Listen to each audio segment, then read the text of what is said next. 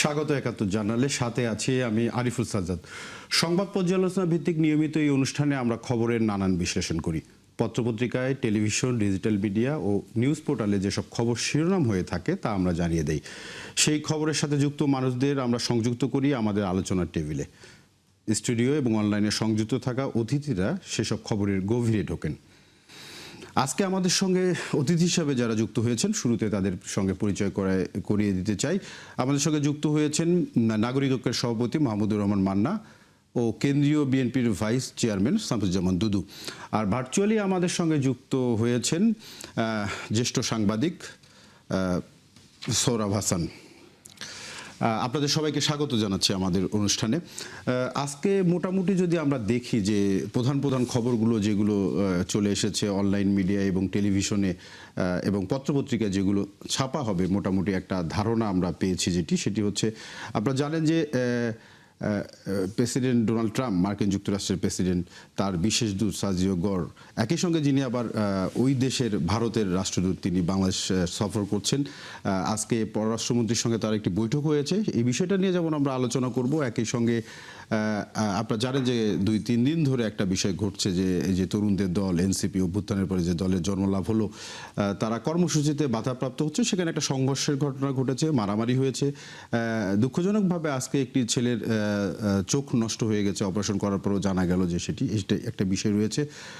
পরিচয় জানা গেছে, হ্যাঁ, তার একটা অস্ত্রোপচার হয়েছিল চোখে, কিন্তু একটি চোখ দেখতে পাবে না, এরকম প্রাথমিকভাবে জানা গেছে। হ্যাঁ, এনসিপির একজন সদস্য আর কি। আর একই সঙ্গে আপনারা জানেন যে একটি অনুষ্ঠানে বিএনপির মহাসচিব এবং স্থানীয় সরকার পল্লী উন্নয়ন মন্ত্রী উনি একটি কথা বলেছেন যে 5 মাসে ওনার দৃষ্টিতে কিছুই বদলায়নি, শুধু প্রধানমন্ত্রী তারেক রহমান কিছুটা বদলেছেন। ওই খবরেই তিনি কিছু ইতিবাচক বিষয় দেখছেন, আর ওভারঅল উনি দেখছেন না। এটা নিয়ে আমরা আলোচনা করব।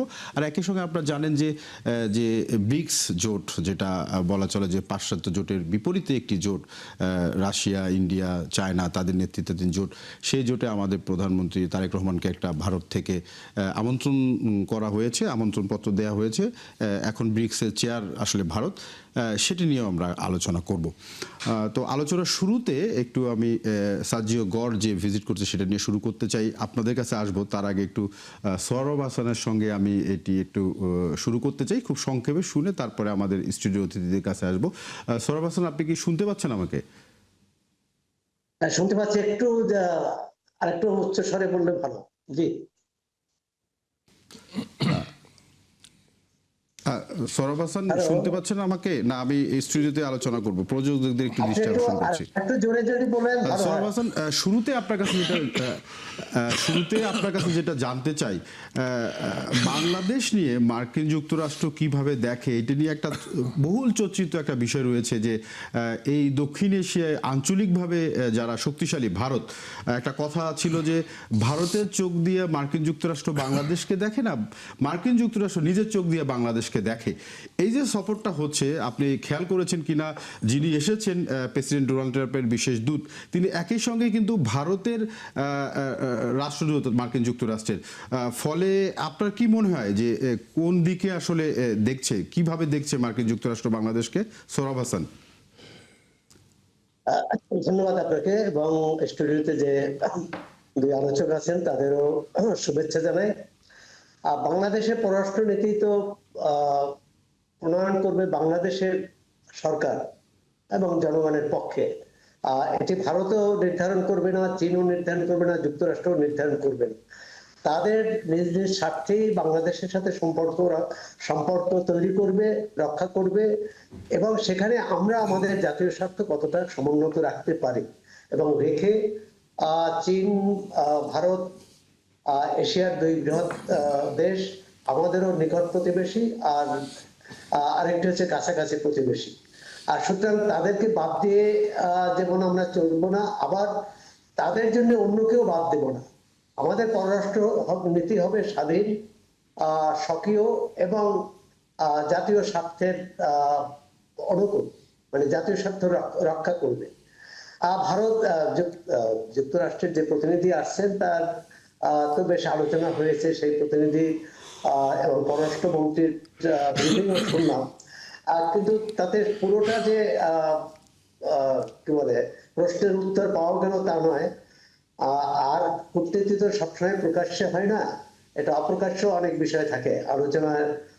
কি হয়েছে, আমরা যেমন যুক্তরাষ্ট্রের সাথে যে চুক্তি হলো সেটা চুক্তি হওয়ার পরও আমরা আমাদের এখানে আমাদের সরকারের কাছ থেকে জানতে পারিনি, সেটা জানতে হয়েছে যুক্তরাষ্ট্রের বাণিজ্য দপ্তরের মাধ্যমে। আর সুতরাং আমাদের প্রথম প্রত্যাশা থাকবে এই পররাষ্ট্র নীতির ক্ষেত্রে সরকারের অবস্থান স্বচ্ছ এবং জবাবদিহিমূলক হবে। সবটা যেন এখন নির্বাচিত সরকার, পার্লামেন্ট আছে, আমি মনে করি যে এটি পার্লামেন্টে আলোচনা হওয়া উচিত ছিল যুক্তরাষ্ট্রের সঙ্গে যে বাণিজ্য চুক্তি। এর আগে বললেন যে বাণিজ্য আজকে মার্কিন প্রতিনিধি আসার বৈঠকের আগে গতকাল ভারতের হাই কমিশনার দেখা করেছেন। এটা তিনি এখানে এসেছেন বেশ কিছুদিন আগে, পররাষ্ট্রমন্ত্রীর সাথে দেখা করা এটা রুটিন ওয়ার্ক। এবং এর মধ্যে যেটি হয়েছে, ভারতের পক্ষ থেকে ব্রিক্স সম্মেলনে বাংলাদেশকে আমন্ত্রণ জানিয়েছে বাংলাদেশের প্রধানমন্ত্রী। সোহরাব হাসান, আমরা একটু পরে এই বিষয়টা নিয়ে আসবো, একটু স্টুডিও একটু আলোচনা করে যাই। শামসুজ্জামান দুদু, সোহরাব হাসানের কথাটা একটু শোনা গেছে, শুরুর দিকে একটু সমস্যা ছিল। যাই হোক, উনি মূল যে বিষয়টা বলছে যে একটা হচ্ছে দৃশ্যমান কূটনীতি থাকে আর একটা হচ্ছে অদৃশ্যমান থাকে। এর বিপরীতে আর একটা বিষয় হচ্ছে এই যে মার্কিন যুক্তরাষ্ট্র বা বিভিন্ন দেশের রাষ্ট্রদূতরা আসেন বা বিভিন্ন দেশের সঙ্গে যে সম্পর্ক হয়, বেশিরভাগ সময় আমাদের দেশে যেটা আমরা দেখি যে সরাসরি জনগণ জানতে পারে না, বিভিন্ন মাধ্যম দিয়ে জানতে হয়। এই জুলাই অভ্যুত্থানের পরে যে বাংলাদেশ, সেখানে কি আপনার মনে হয় না যে একটা জানার প্রক্রিয়া বা জানানোর প্রক্রিয়া, যেমন সোহরাব হাসান বলছেন সংসদে আলোচনা হতে পারে, সেটা আমরা করছি না কেন? আপনাকে ধন্যবাদ। প্রথম কথা হচ্ছে কূটনীতির যে বিষয়গুলো একটা দৃশ্যমান থাকে আর একটি পর্দার আড়ালের ঘটনা থাকে।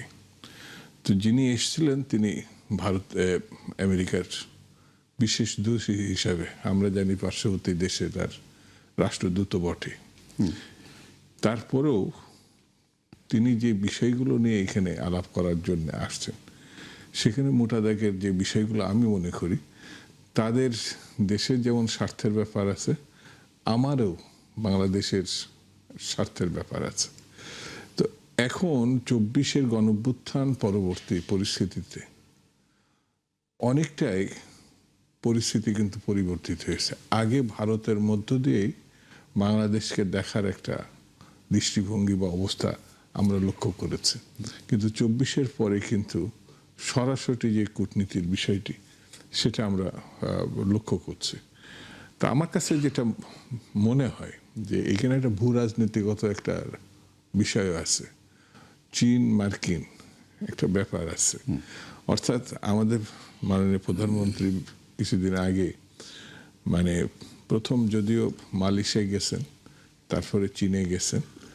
তো এই সফরটা অত্যন্ত কূটনীতি সুলভ ছিল। মালয়েশিয়ায় আমাদের প্রচুর দেশের মানুষ ওখানে কর্মী হিসাবে আছেন। তো স্বাভাবিক সেখানে আমাদের প্রাইম মিনিস্টার যাওয়াতে সম্পর্ক উন্নয়ন হয়েছে। আজকের পত্রিকাতেও দেখা গেছে আরও আমাদের মানুষ তো নেবেই, আবার রোহিঙ্গার প্রসঙ্গেও তারা 3 লাখের অধিক নেবে এবং হয়তো মায়ানমারে ফিরে যাওয়ার ব্যাপারেও তারা হেল্প করবে। তো এই সবগুলো বিষয়ই কিন্তু কূটনীতির মধ্য দিয়েই তৈরি হচ্ছে, প্রেক্ষাপটটা তৈরি হচ্ছে। সেই প্রেক্ষাপটে যদি আমি মার্কিন যুক্তরাষ্ট্রের দূতকে সামনে এনে দেখি, তো সেটা অত্যন্ত গুরুত্বপূর্ণ, আগে আমি বলেছি। তো এই আলোচনাটা সবটাই আপনি যেটা বললেন, সংসদ বিদ্যমান সব আলোচনাগুলো প্রকাশ্যে হয়ে যদি দেশবাসী জানতে পারে খুব ভালো হয়। তো আমি দ্বিমত করি না আপনার সঙ্গে, বিষয়টা আলোচনার মধ্যে দিয়ে জানতে পারলে ভালো। কিন্তু এমন কিছু প্রসঙ্গ যদি থাকে যেগুলো আড়ালের প্রসঙ্গ, তো সেই ক্ষেত্রে তার বলার কিছু থাকে না। আমি যে দল করি সে দল তো বিএনপি। তো সেটা আমারও প্রত্যাশা যে জনগণকে বাদ দিয়ে সরকার না, জনগণকে বাদ দিয়ে রাজনীতি না, তো জনগণকে বাদ দিয়ে তো কূটনীতি হতে পারে। একটু মাহমুদুর রহমান মান্নার কাছে আসতে চাই। একসময় আমরা যখন আপনারা ছাত্র রাজনীতি করেছেন বা অনেক সময় ক্যাম্পাসে আমরা বিভিন্ন ধরনের স্লোগান শুনেছি, মার্কিন সাম্রাজ্যবাদ, ভারতের বিরুদ্ধে, ইয়ের বিরুদ্ধে, এটা যেমন একটা পরিস্থিতি এখনো কিন্তু আমরা শুনি যে ঢাকা না দিল্লি, এইরকম স্লোগানগুলো আসে। আমি যেটা আপনার কাছে জানতে চাই যে মার্কিন যুক্তরাষ্ট্রের যে প্রেসিডেন্টের দূত এখানে এলেন, উনি কি নিয়ে আলোচনা করবেন সাধারণভাবেও একটা কোনো বিষয় আমরা জানতে পারিনি সরকারের পক্ষ থেকে না, এবং মার্কিন যুক্তরাষ্ট্রে যে ঢাকার যে দূতাবাস রয়েছে তারা একটা তাদের ফেসবুকে দিয়েছে, সেখানেও কিন্তু এই বিষয়ে তেমন কিছু বলেনি যে উনি এসেছেন, উনি আলোচনা করবেন। যেটা উনি বলছিলেন যে জানানো দরকার, আপনার কি মনে হয় না যে এই জানানোর প্রক্রিয়াটা কি রকম হওয়া উচিত? জানানোর প্রক্রিয়া খুব সহজ। ধরে সংসদ যখন বসবে তখন ফরেন মিনিস্টার হোক, হোম মিনিস্টার হোক বা যেই হোক, উনি এটার উপর একটা স্টেটমেন্ট দেবেন যে কী হয়েছে, সেটা একটা জানার পর। তাহলে যদি সন্তোষজনক না হয় বা আরও কিছু জানার থাকে, তাহলে বিরোধী দলের যারা আছেন তারা আবার জিজ্ঞেস করবেন, তার জবাব হবে। কিন্তু আমি প্রাথমিকভাবে মনে করি যে যেহেতু মার্কিন সরকারের পক্ষ থেকেও কিছু বলা হয়নি, এইখানে সরকারের একটা ঢাক ঢাক গুড়গুড় ভাব থাকবে। যেমন আমাদের সঙ্গে মার্কিনদের যে ট্যারিফের চুক্তি হলো, বাণিজ্য চুক্তি, ধরেন জাস্ট নির্বাচনের 3 দিন আগে হলো, খুবই একদম মানে একটা ধোঁয়াশা পড়ে মাত্র 3 দিন আগে হবে কেন, নতুন সরকার আসবে তারা করবে, কিন্তু করলো। এবং তারা আবার দাবি করলেন যে এই বিষয়টা উভয়ের বড় দল বিএনপি এবং জামাতের সঙ্গে কথা বলা হয়েছে। জামাত বললো যে আমাদের সঙ্গে কথা বলা হয়নি, কিন্তু সেই বলাটার মধ্যে কোনো জোর ছিল না, আর বিএনপি ব্যাপারে কোনো বক্তব্যই দেয়নি। তার মানে এখানে আমেরিকানদের যে বিষয়টা, সেই প্রভাবের কারণে সরকার হিসাব করছে এটা এরকম ওপেন ডিসকাশন করা যাবে কি যাবে না। রেমিন ফারহানা এটার উপর আলোচনা করতে চেয়েছিলেন, কিন্তু যে নোটিশ দেওয়ার জন্য 4 জন সংসদ সদস্যের সই লাগে, উনি সেই সইটা জোগাড় করতে পারেননি। গেছেন এনসিপির কাছে, এনসিপির সদস্যরা বলেছে আমরা তো জামাতের সঙ্গে ঐক্যে আছি, ওরা যদি মাইন্ড করে আমাদের এটা করা উচিত হবে না। তার মানে হচ্ছে এই জায়গাতে সরকারি দল বিরোধী দল একসাথে আছে, একই রকম চিন্তা করছে। এইখানে দেখেন খুবই ইম্পর্টেন্ট, আমি মনে করি যে যারা ইনভেস্টিগেটিভ জার্নালিজম করে তারা এটা বুঝবেন, এই যে চীনকে কেন্দ্র করে আমেরিকার একটা উষ্মা বলি, অস্বস্তি বলি, এ তো আছেই।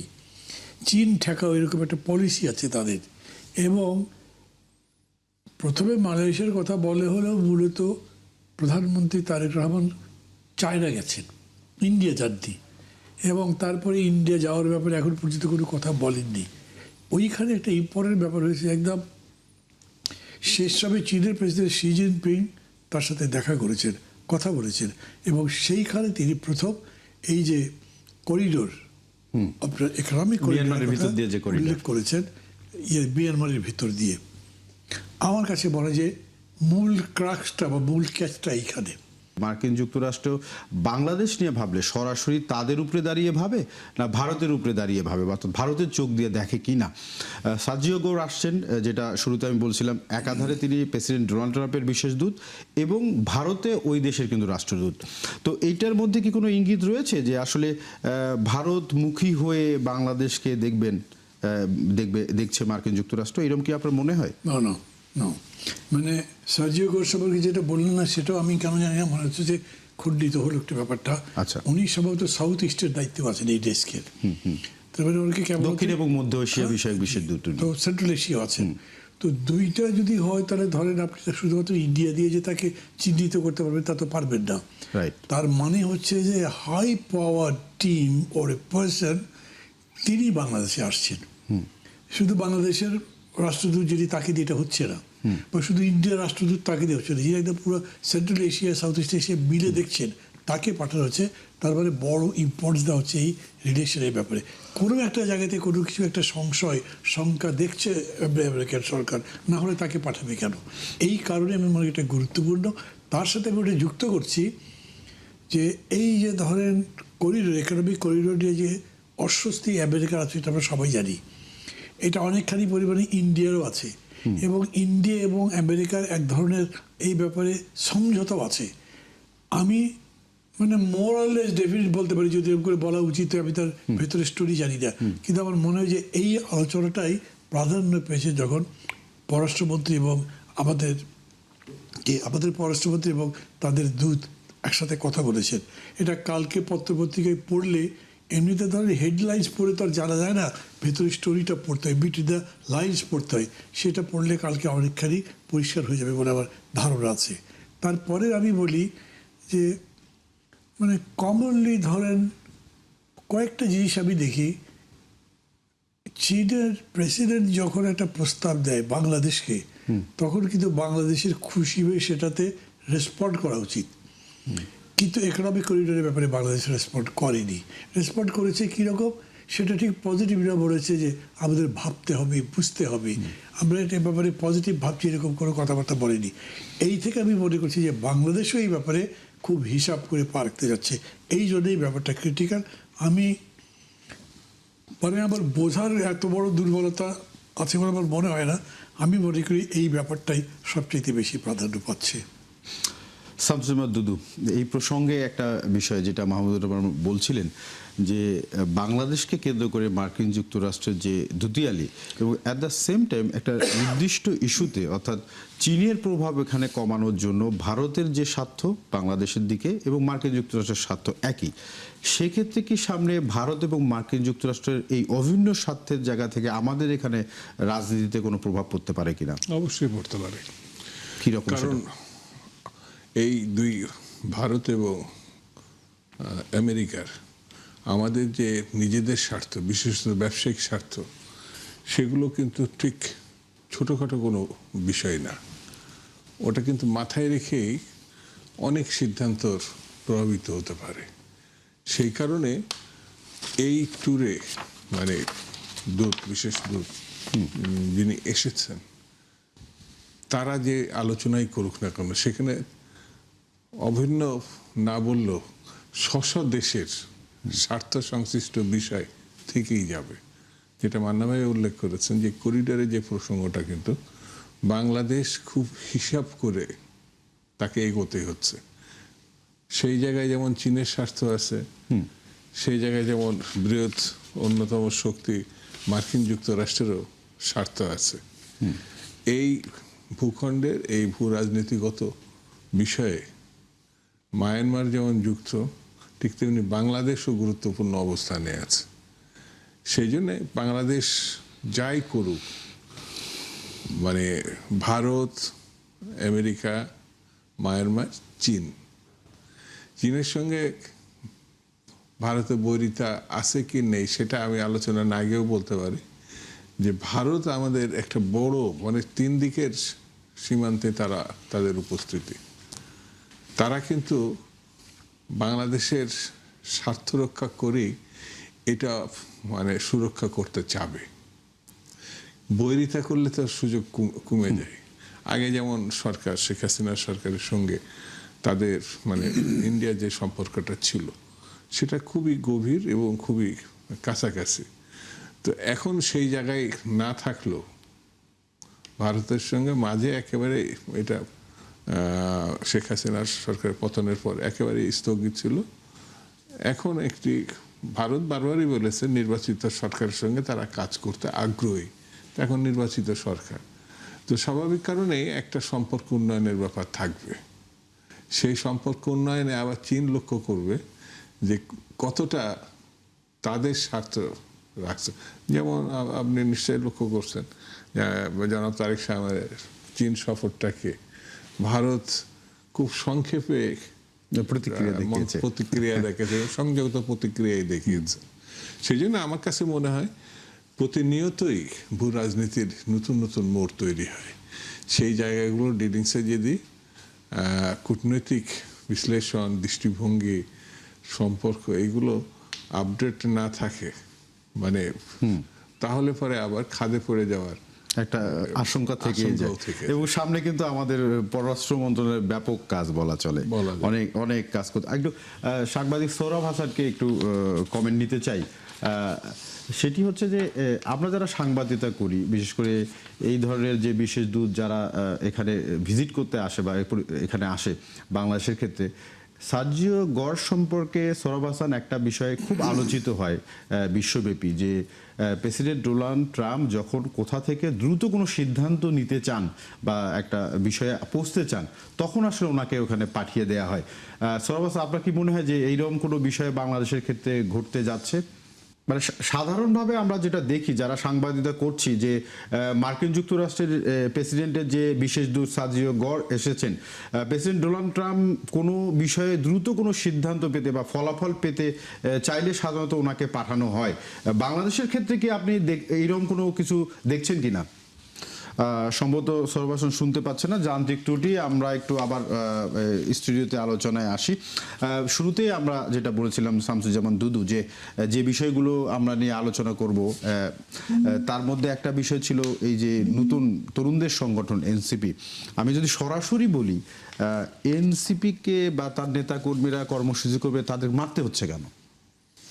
মানে এইভাবেও কেউ কেউ বলেন, এটা আমার ঠিক বক্তব্য না। বুঝছি। হ্যাঁ, আমার মনে হয় যে এই তরুণদের যে সংগঠনটা, এই এনসিপি, যা হতে পারত, যে জায়গায় যেতে পারত, তারা নিজেরাই বোধহয় পথ হারিয়েছে, এটা আমার কাছে মনে হয়েছে।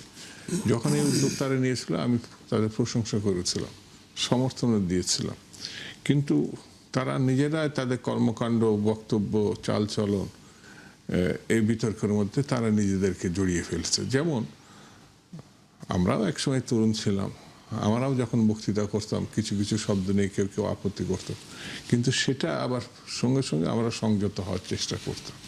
এখন আমরা পরিণত বয়সে হয়তো আমরা বুঝে শুনেই কথা বলি, আমাদের অতটা মানে হিসাব নিকাশে যে ছাড়া যেটা তরুণ বয়সে করতাম সেটা তেমন করবো না।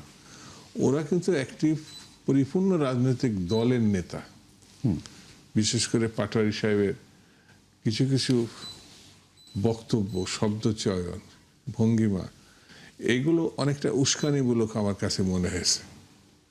কখনো কখনো এটাও মনে হয়েছে তারা সংবাদে আসতে চাচ্ছে, মানে এমন একটা পরিস্থিতি তৈরি করতে চাচ্ছে যে যেন তাকে ঘিরে প্রতিনিয়ত একটা আলোচনা হয়। যেমন ঢাকাতে ও 8 নম্বর ঢাকা 8-এর যে নির্বাচনের সময়, সেখানে অনেক বিতর্ক সঙ্গে সে জড়িয়ে পড়েছিল, আমি পত্রপত্রিকার মাধ্যমে লক্ষ্য করেছি। তো পাটারিওর বা বিরোধী দলের সঙ্গে সরকারি দল বা অন্য রাজনৈতিক দলের সংঘর্ষ হোক, এটা আমার কাছে মনে হয়েছে মানে গ্রহণযোগ্য না। সরকারি দল, বিরোধী দল, যে যেখানে থাক না কেন, বক্তব্যের মানে সমালোচনা হতেই পারে, কথাও হতে পারে, সরকারেরও সমালোচনা হতে পারে, বিরোধী দলেরও হতে পারে, কিন্তু যেই জায়গায় নিয়ে যাওয়া হচ্ছে এটা তো আমরা ফেলে এসছি। ফ্যাসিবাদের আগের যুগের রাজনীতি, ফ্যাসিবাদ পরবর্তী, তাকে পরাস্ত করলাম, 90 গণঅভ্যুত্থান সংগঠিত করলাম, তারপরে আমি এই দৃশ্য কেন দেখব? কোন দল করছে কোন দল করছে না, এটা আমার কাছে থেকেও বড় প্রশ্ন হচ্ছে, কেন এই ধরনের পরিস্থিতি তৈরি হবে? দায়িত্ব নিতে হবে, সবাইকে দায়িত্ব নিতে হবে। আমি বিএনপিকে বাদ দিয়েও বলছি না। সেই জন্য আমার মনে হয় সবাইকে একটু সংযত আচরণের মধ্য দিয়ে রাজনীতিকে, কারণ গণতন্ত্র প্রতিষ্ঠা হয়ে গেছে, একটা নির্বাচন করে হয়েছে, আর কোনো দায় নাই, এইটা না, কিন্তু অনেক দীর্ঘ রাস্তা আমাদের মানে হাঁটতে হবে। তো সেখানে শুধু সরকারি দলই হাঁটবে এমন তো না, আবার শুধু বিরোধী দলে হাঁটবে এমনও না, সবাইকে মিলেই সামনের দিকে এগোতে হবে। মাহমুদুর রহমান মান্না, আপনি কি বলবেন? সবাই মিলে হাঁটবে, সবাই মিলে হাঁটার ব্যবস্থাটা কে করবে?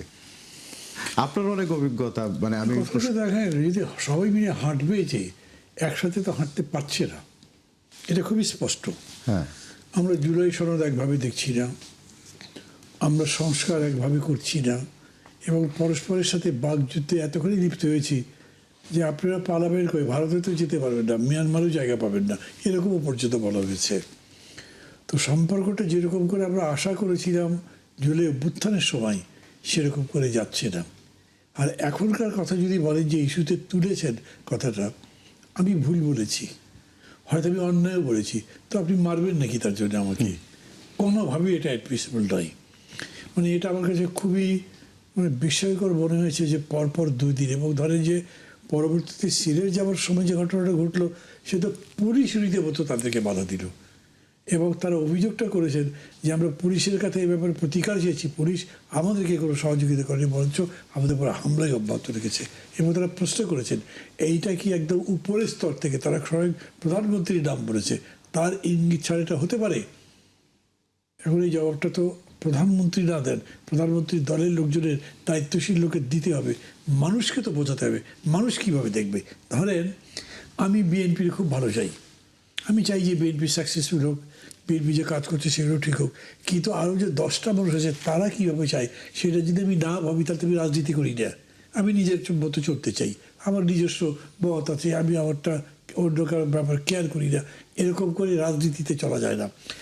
রিয়েলিটি হচ্ছে এখন দেখা যাচ্ছে যে এই তরুণরা অথবা ধরেন নবীন যেভাবেই পারেন পলিটিক্সে, এরা মার খেয়ে আহত হয়ে তাদের ছবি দেখা যাচ্ছে টিভিতে, তাদের ছবি দেখা যাচ্ছে পত্রিকায়, এবং মানুষ সেটা দেখে কী মনে করছে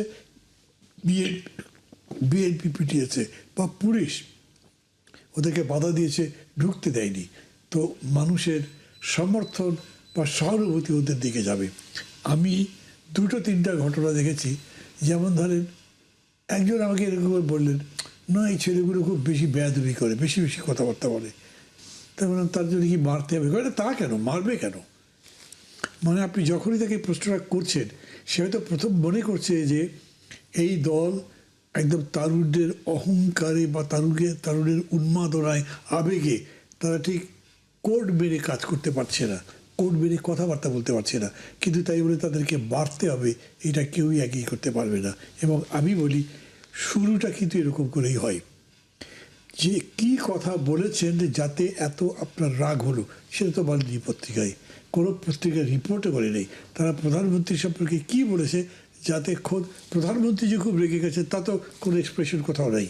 উনি কোনো কথা বলেননি যে না ওরা এরকম করবে কেন বা কিছু, উনি তার মানে স্বাভাবিক যেরকম কাজকর্মগুলো করছেন তাই করে যাচ্ছেন। এর মধ্যে যদি এমন হয় যে কোনো একটা জেলার কিছু খুবই বেশি মাথা গরম সাংবাদিকরা কিছু একটা কথাবার্তায় অপছন্দ করে হামলা করেছে, তাহলে সেটা থামাতে হবে। কিন্তু পরের দিন সিলেটে মানে পরের দিন পুলিশ ওই আচরণটা করবে, সেই আচরণটা কিন্তু কোনোভাবে গ্রহণযোগ্য হয় না। এবং আজকেও ওই যে সিলেটের গোলাপগঞ্জে যাওয়ার পথে গাড়ি বহরে হামলা করা হলো। হ্যাঁ, এটার কথা আমি বলছি। আচ্ছা। যে এইটা যে করা হলো তখন পুলিশের ভূমিকাটা কি? পুলিশ তো বাধা দেবে, পুলিশ আটকাবে বা সেভ করবে। গোপালগঞ্জে তারা সেভ করেছে না, যখন আওয়ামী লীগ ওনারা তাদের উপরে হামলা করতে এসেছিল তখন তো সেভ করেছে তাদেরকে। বা এমনিতেই ধরেন আমরা এরকম দেখি যে দুটো দলের মধ্যে যখন এরকম পরিস্থিতি হয় তখন পুলিশ মাঝখানে দাঁড়ায় যে কোনো পক্ষই যেন এগোতে না পারে, বাড়াবাড়ি করতে না পারে। এইখানে কিন্তু পুলিশের সেই ভূমিকাটা দেখা যায়নি। ফলে আজ আপনি ভালোবাসার কারণে চুপ থাকতে পারেন, কালও চুপ থাকতে পারেন, কিন্তু পরশুদিন থাকতে পারবেন না। তখন হয়তো বলতে হবে আপনাকে, না কাজটা ভালো হচ্ছে না, থামান এগুলো। এই বলাটা বাড়তে যদি থাকে তাহলে যে আস্থা এখন পর্যন্ত আছে, যে আমি নিজেও যেমন বিভিন্ন জায়গাতে বলি যে যেটাই হোক না কেন এই সরকার এই 6 মাসের মধ্যে গণতন্ত্রকে যতদূর সম্ভব সম্মান দেখিয়েছে, যতদূর পারে পরমত সহিষ্ণু হয়েছে, যতদূর পারে বিরোধী দলকে স্কোপ দিয়েছে, স্পেস দিয়েছে, এটা বলার জায়গায় তো কমে যাবে। তো সেই রকম জায়গায় নিশ্চয়ই সরকার আমাদেরকে নিয়ে যাবে আমি তাই মনে করি। এবং আমি মনে করি হতে পারে 1-2টা জেলাতে এরকম বাড়াবাড়ি হয়ে গেছে, কিন্তু তারপরে নিশ্চয়ই কন্ট্রোল হবে। কিন্তু তারা যেরকম করে বলছেন এই কথাগুলো আমি বলতে পারি যদি কেউ আমাকে ভুল না বোঝে, মানে ইচ্ছা করে ভুল বোঝা যায়, এমনি জেনুইনলি ভুল বোঝা যায়। সেটা হচ্ছে যে মানুষ যারা এই খবরটা পড়েছে তাদের কারো যুক্তি সরকারের পক্ষে যায়নি। তারা যদি সমালোচনা করে বিরোধী দলের বা এনসিপির, কিন্তু তারপরে সিম্প্যাথিটা তাদের প্রতি গেছে। শামসুজ্জামান দুদু, প্রসঙ্গত বলি, আজকে বিএনপির মহাসচিব এবং স্থানীয় সরকার মন্ত্রী মির্জা ফখরুল ইসলাম আলমগীর একটা অনুষ্ঠানে বলেছেন যে এই 5 মাসে ওনার মূল্যায়ন হচ্ছে কিছুই বদলায়নি, ঘুষখোররা ঘুষ খাচ্ছে, সরকারের অনেক উন্নয়ন প্রকল্প দেখালো যে আগে যেভাবে আটকে যেত সেভাবে আটকে যাচ্ছে, অর্থাৎ ভালো ভালো কাজগুলো তারা করতে পারছেন না। মাহমুদুর রহমান মান্না যেটা বললেন যে রাজনৈতিক সংস্কৃতি যেটা থেকে আমরা আসলে বের হয়ে আসার চেষ্টা করছি, যদি উনি এটা বলেননি, তো আমার প্রশ্নটা হচ্ছে সেটাও তো আমরা দেখতে পাচ্ছি এই সংস্কৃতি। এবং হ্যাঁ, এবং তীরটা কিন্তু সরকারি দলের দিকে যাচ্ছে। তাহলে সরকারি দল আসলে কি করতে পারে এক্ষেত্রে? না মানে অবস্থা যদি বর্তমান অবস্থা না ধারণ করতে পারে, অর্থাৎ এটা 24-এর আগের পরিস্থিতি না, মানে একান্নতবাদী যেসব পরিস্থিতির মুখোমুখি জাতি একসময় হয়েছিল, তখন তো 18 বছর ধরে সবাই আন্দোলন সংগ্রাম করেছে, যে যা যা অবস্থান থেকে। গুম হয়েছে, মার খাইছে, মামলা হয়েছে, পালিয়ে থাকছে, জেলে থাকছে। তো রক্তের কোনো কোনো ক্ষেত্রে বন্যা বয়ে গেছে। তারপরেও কিন্তু গণতন্ত্রের প্রত্যাশায় স্বৈরতন্ত্রের অবসানের লক্ষ্যে আন্দোলন করছে। তো সেটি সফল হয়েছে আমরা 24-এর গণঅভ্যুত্থানের মধ্য দিয়ে। তো গণঅভ্যুত্থানের পরে নির্বাচনের মধ্য দিয়ে বিএনপি ক্ষমতায় আসছে। তো বিরোধী দল আমার বিবেচনায় যাই করুক না কেন, যে ভাষায় কথা বলুক, যত উস্কানির দিক না কেন, সরকার তো বিএনপির।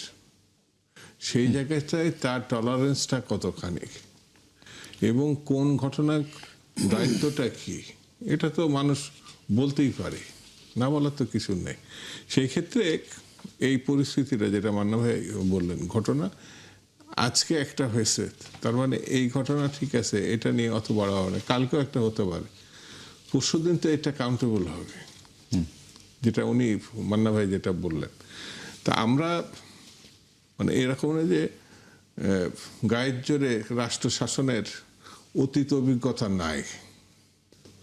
অতীতকে ধারণ করে যদি সামনের দিকে আমরা তাকাই, তাহলে পরে আমাদের দৃষ্টিভঙ্গি পরিবর্তন হবে, রাজনৈতিক সাংস্কৃতিক পরিবর্তন হবে, যেটা মহাসচিব সাহেব নিজে উল্লেখ করেন। 5 মাসে ওই ধরনের উল্লেখ করার মতো কোনো পরিবর্তন তিনি দেখছেন না। যে ঘুষ খেত সে ঘুষ খাচ্ছে। তিনি বলেননি যে গায়ের জোরে থাকার মানে যে প্রবণতা আগে ছিল, এটা বলেননি। তো কিন্তু আগের যে দৃষ্টান্ত তিনি এনেছেন, খুব বেশি কোনো পরিবর্তন হয়নি। মহাসচিব তো মিথ্যা বলেননি আমার বিবেচনায়। তিনি কোনটা কিভাবে মেন করছেন সেটা আলাদা কথা, কিন্তু আমাদের গণঅভ্যুত্থান পরবর্তীতে তো সবাইকে এক ধরনের পরিবর্তনের মধ্যেই তো যেতে হবে, তাই না? এবং মানুষ বিএনপিকেই দায়িত্ব দিয়েছে ভোটের মধ্যে দিয়ে রাষ্ট্র শাসন করার জন্য। এখন বিএনপি সে রাষ্ট্র শাসনের পদ্ধতি যদি মানুষের পছন্দ না হয়, তো এই সরকারই তো শেষ সরকার না। আরো সরকারের মানে নির্বাচন, সেটা কেয়ারটেকার, সামনের দিনগুলোতে তো মানে আমরা যে জন্য লড়াই করছি সবাই মিলে, সেটা তো সামনের দিকে আবার সরকারকে মানুষের কাছে তো যেতে হবে। সেই জন্য আমার কাছে মনে হয়েছে যে এই মারামারি বা এই সংঘর্ষ, এই রক্তপাত প্রত্যাশিত না। আমরা আমাদের মতো করে যদি চলি, তাহলে পরে ভালো কিছু আমরা পাবো না। ব্রিক্সের যে বিষয়টি, যে একটি আমন্ত্রণপত্র ভারতের পক্ষ থেকে আমাদেরকে দেয়া হয়েছে এবং প্রধানমন্ত্রী তারেক রহমানকে সেখানে আমন্ত্রণ জানানো হয়েছে। আজকে একটি পত্রিকায় আমি বলি যে ডেইলি ওয়াদা নামক একটি পত্রিকা, তারা একটা খবর প্রকাশ করেছে যে যে আমন্ত্রণপত্রটা দেয়া হয়েছে ভারতের পক্ষ থেকে ব্রিক্সে যোগ দেওয়ার জন্য, সেখানে বলা হয়েছে যে বিমস্টেকের চেয়ারম্যান হিসাবে প্রধানমন্ত্রীকে অ্যাড্রেস করা হয়েছে এবং ওই চিঠির ভিতরে তাদের দাবি অনুযায়ী কোথাও বলা হয়নি যে পিএম অফ বাংলাদেশ। অর্থাৎ অ্যাজিভ যে হচ্ছে উনি আসলে বিমস্টেকের চেয়ারম্যান হিসাবেও সেখানে যেতে পারেন, কিন্তু উনি তো প্রথমত বাংলাদেশের প্রধানমন্ত্রী, তারপরে না বিমস্টেকের প্রধানমন্ত্রী। আমি যদি এই খবরটিকে সত্য হিসাবে ধরে নেই, গতকাল যিনি এখানে হাই কমিশনার রয়েছেন পররাষ্ট্রমন্ত্রী, যে বললেন যে India is waiting for Bangladeshi PM Tarique Rahman, মানে তার ভাষায় যদি বলি, যদি উনি এটা বলে থাকেন আর চিঠির ভাষা যদি এরকম হয়, এটা আপনি কিভাবে দেখবেন, কিভাবে বিশ্লেষণ করবেন? আমি যদিও দেখি নাই, আর আপনি যে পত্রিকার নাম বলছেন সেটা তো পরিচিত কোনো পত্রিকা আমার কাছে, মানে নতুন কিছুদিন আগে নতুন হিসেবে আসছে। তো এটা যদি এতই গুরুত্বপূর্ণ একটা ইয়ে থাকে আমাদের ডেইলি স্টার থেকে প্রথম আলো, ইত্তেফাক, মানে প্রতিষ্ঠিত যেসব পরিচিত পত্রিকা, ওই পত্রিকাগুলো তো আসে নাই। তো আমার দৃঢ় বিশ্বাস যে ভারতে যে মানে অনুষ্ঠান যথাযথ সম্মান জানিয়েই পিএমকে আমন্ত্রণ জানাবেন, কারণ পিএমের অপেক্ষা করছেন তারা। তো এই কথা যদি পররাষ্ট্র মন্ত্রণালয়ে আসেন, তো সেটা তো আমার মনে হয় না যে অশ্রদ্ধার কোনো ঘটনা আছে বা মনে করারও কোনো বিষয় নেই। আর 2 নম্বর, যদি কোনো অসঙ্গতি থেকে কোনো জায়গায়, তাহলে এটা আমাদের পররাষ্ট্র মন্ত্রণালয় তো আছেই, তারা এই বিষয়গুলো দেখবেন এবং ত্রুটি যদি থাকে সেটা উল্লেখ করে সংশোধন করার চেষ্টা করবেন। তা আমার কাছে মনে হয় না যে সাম্প্রতিক সময় ভারত বিশেষত পিএম এর কোনো অশ্রদ্ধা হোক, অসম্মান হোক, এটি তারা চাবেন। কারণ তারা প্রকাশ্যে তাদের পররাষ্ট্র মন্ত্রণালয়ের পক্ষ থেকে তাদের মুখপাত্র বলেছেন যে পিএম এর তারা অপেক্ষা করছেন। তো সেই জন্যে এই জিনিসটা নিয়ে আমার মনে হয় বাড়তে আলোচনার কোনো সুযোগ নাই। মাহমুদুর রহমান মান্না, ব্রিক্সে যাওয়া উচিত কি উচিত না, এটা নিয়ে ব্যাপক আলোচনা চলছে। আপনার কি মনে হয় ব্রিক্সের এই যে আমন্ত্রণ দিয়েছে এবং একই সঙ্গে ভারতে যেহেতু এই সম্মেলনটা হচ্ছে, এখন পর্যন্ত কোনো সিদ্ধান্ত নেয়নি সরকার, বা আমরা এখন পর্যন্ত জানি না, গণমাধ্যমে আসেনি, যদিও 1 সপ্তাহের মতো হয়েছে আমন্ত্রণ পাওয়ার পরে। আপনার কি মনে হয় যে এটি? আপনি যদি আমাকে একটু সহযোগিতা করেন তাহলে ভালো হয়।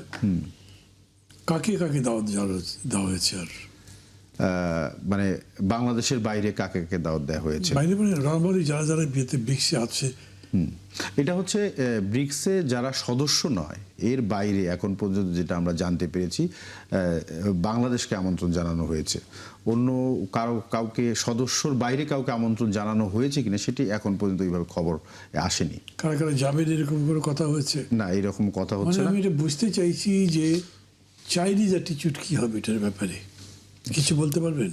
মানে আমি জানি না বলে জিজ্ঞেস করলাম। অফিসিয়ালি তারা এখন পর্যন্ত কোনো কিছু বলেনি। শুধু আমরা কিছুদিন আগে জানি যে রাশিয়া যখন পররাষ্ট্রমন্ত্রী খলিলুর রহমান গেলেন, তখন সেখান থেকে একটা আলোচনা হয়েছে যে ব্রিক্সের, আমরা যেহেতু এর আগেও সদস্য হওয়ার একটা ইচ্ছা পোষণ করেছিলাম, সেখানে আলোচনা হয়েছিল যে বাংলাদেশ যদি সদস্য পদে যাওয়ার চেষ্টা করে বা আবেদন করে, তখন রাশিয়া আমাদেরকে একটা সমর্থন দিবে।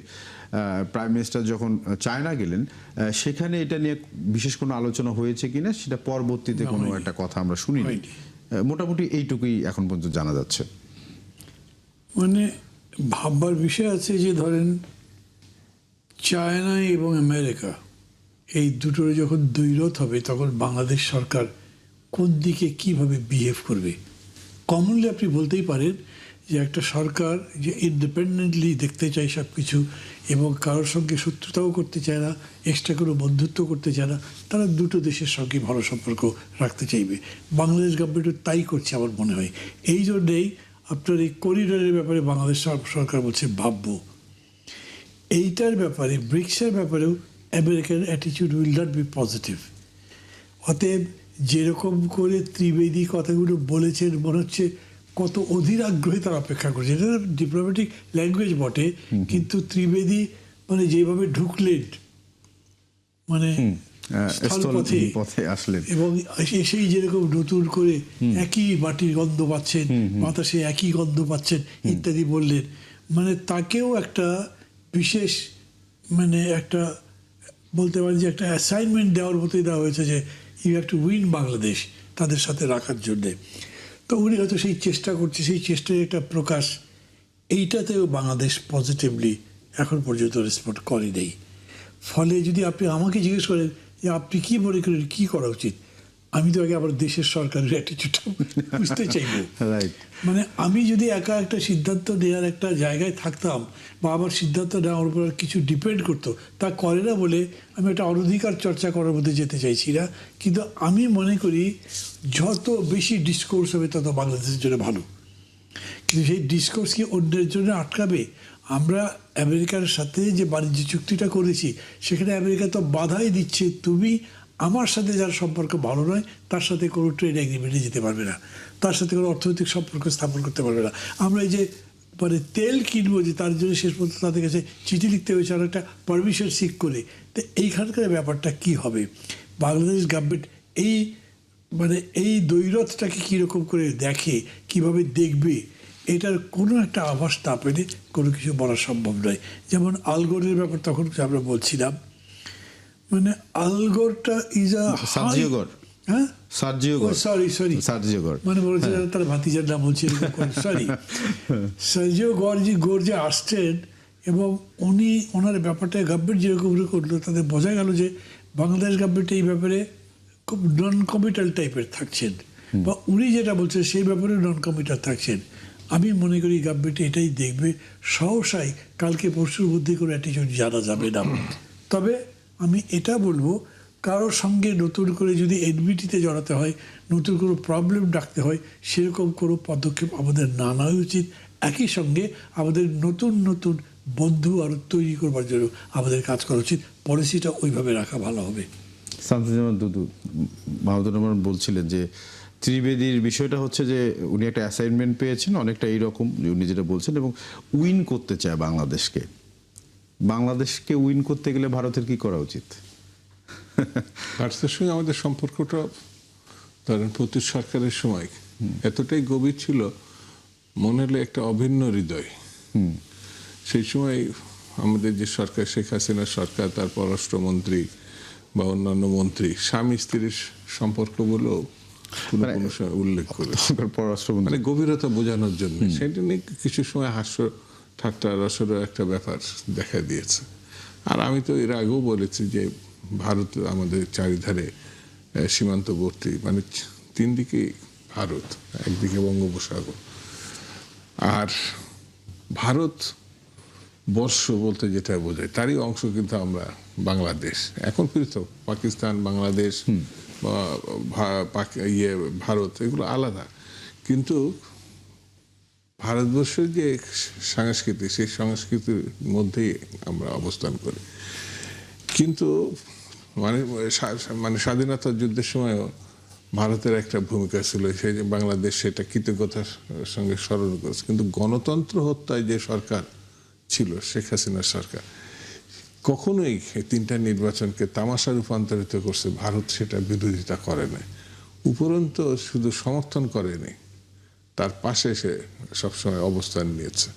তো সেই জায়গা থেকে আর আগাগোড়ায় ভারতের অন্যায্য সুলভ, যেমন সীমান্তে মানুষ হত্যা, মানে এটা অনেক জায়গায় নেই। যেতে আমাদের কোনো লোক যায় সেটা তো গ্রেপ্তার করতে পারে, সাজাও দিতে পারে, আমরা হয়তো নেগোসিয়েট করে আমরা তাদেরকে ফেরত আনার চেষ্টাও করতে পারি, কিন্তু একে সরাসরি তারা গুলি করে হত্যা করে।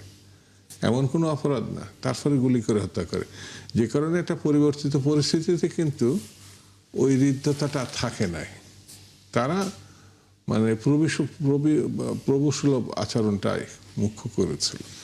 তো এখন যে জায়গায় এসে দাঁড়াইছে, ধরেন ত্রিপাঠী সাহেব আমাদের দেশে আসছেন এবং তিনি আসার মুহূর্তে যেসব কথা বলেছেন, বাই রোডে বেনাপোলতে, মানে মনে হয়েছে যে ঘরের লোক তিনি আসছেন, ঘরে ফেরার চেষ্টা। তো এটা আমার কাছে তিনি একাধারে কিন্তু কূটনীতি থেকে বেশি রাজনীতিবিদ, হ্যাঁ, সেন্ট্রাল মিনিস্টারও ছিলেন। তো আমার তার বক্তব্যগুলো খারাপ মনে হয়নি, আমি একেবারে ওপেন বলি। যেহেতু তাদের দূরত্ব আছে, তারা সেটাকে মেকআপ করার চেষ্টা করবে। আমরা কিভাবে করব? আমরা কি পরিবর্তিত পরিস্থিতির দৃষ্টিভঙ্গি নিয়ে আমি বন্ধুত্ব চাই? আমাদের সরকারি স্পিরিটটা কিন্তু সকলের সঙ্গে বন্ধুত্ব। তো পার্শ্ববর্তী দেশটা বাদ দিয়ে সকলের সঙ্গে বন্ধুত্ব, এটা তো আবার অন্যরকম লাগে। কিন্তু নিজের মর্যাদা ভিত্তিক পারস্পরিক সম্পর্কটা হতে হবে নিজে, আমাদের বিএনপি যেটা মনে করে সমমর্যাদার ভিত্তিতে বন্ধুত্ব। হ্যাঁ, তো এখন সেই জায়গা থেকে আমরা কতটা দূরে আছি না কাছে গেছি। ত্রিপাঠী সাহেব কিন্তু নিজেই তার বক্তব্যে বলেছেন যে দূরত্বটা হয়েছে, এখন সেটা পুনরুদ্ধার হওয়া দরকার। আমাদের প্রতিবেশী আছে চীন, পরিচিত বন্ধু, ভারত আমাদের পরিচিত বন্ধু।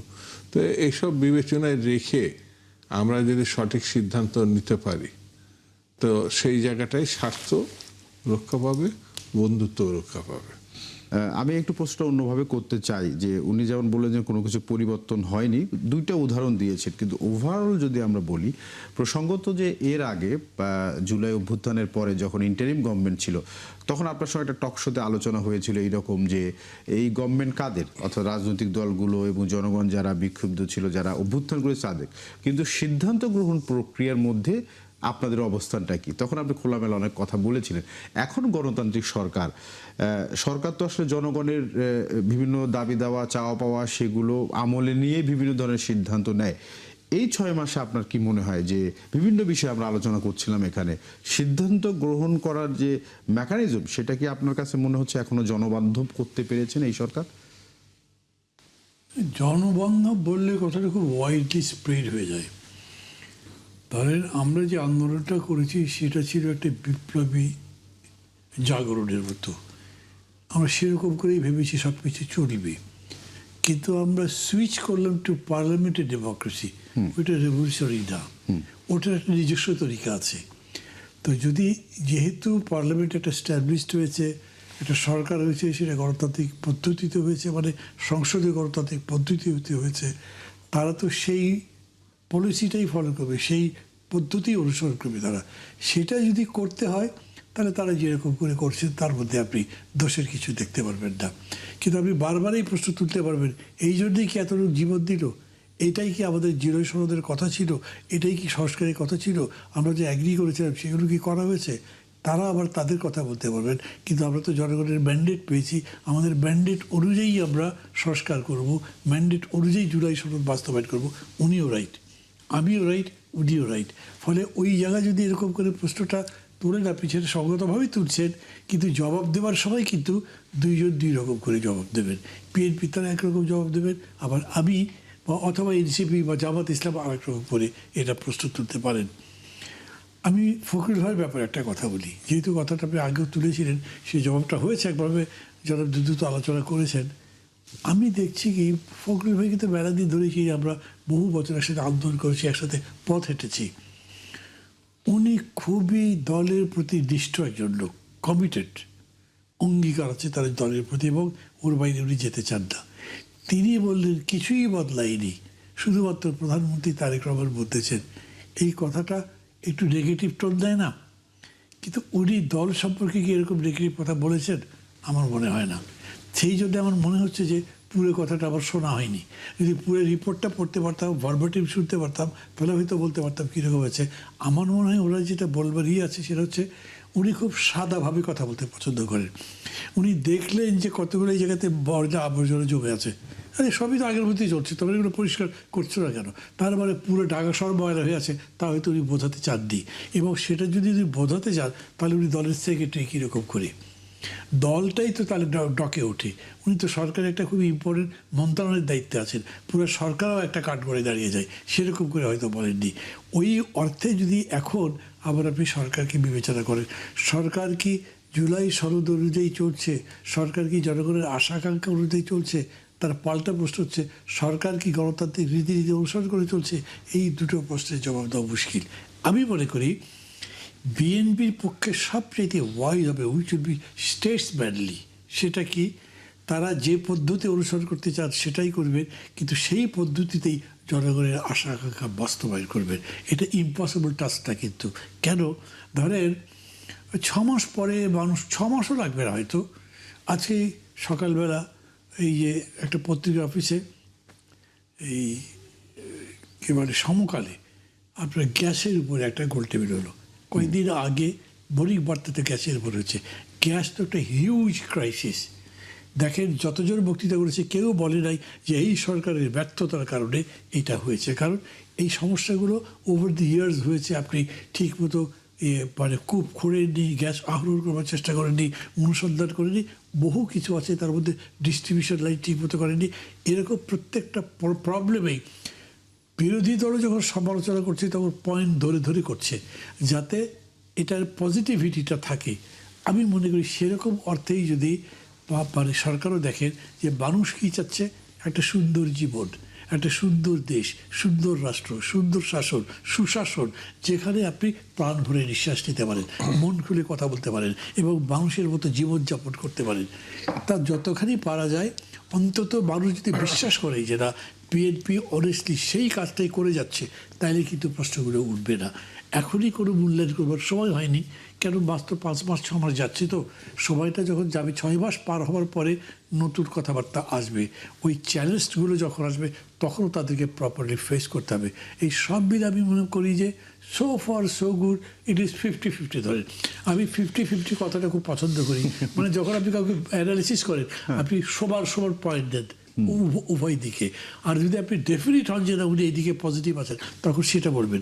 আমি সেরকম করে এখনই বলবো না, কারণ ততক্ষণই সময় যায়নি। বাকি অর্থে যদি বলেন, তাহলে আমি মনে করি যে হ্যাঁ, যতখানি পারা যায় জনগণের মত বোঝার চেষ্টা করছেন। তারেক রহমান তো নিজের সিম্পলিসিটিটা মানুষের কাছে দেখাতে পেরেছেন। পুরো পার্টি নিয়ে সেরকম সিম্পলিসিটি দেখাতে পারছেন কি, ওইটা আর এক প্রশ্ন। কিন্তু উনি প্রধানমন্ত্রী হিসেবে যদি এস্টাবলিশ করতে পারেন, তার মানে উনি একটা বড় মাপের কাজই করবেন।